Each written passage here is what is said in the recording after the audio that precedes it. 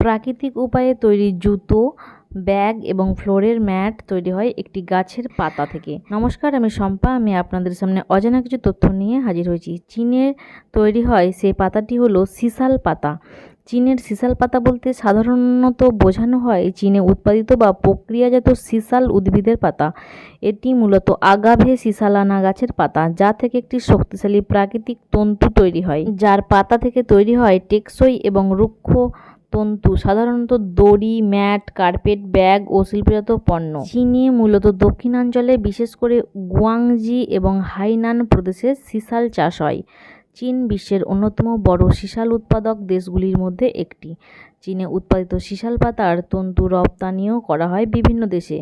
চীনের সিসাল পাতা থেকে যে তন্তু তৈরি হয় তা ব্যবহার করা হয় দড়ি, গৃহস্থালী পণ্য, কৃষি ও বাগান কাজে। পরিবেশ বান্ধব উপকরণ হিসেবে চীনে এটি জনপ্রিয় হয়ে উঠেছে প্লাস্টিকের বিকল্প হিসাবে।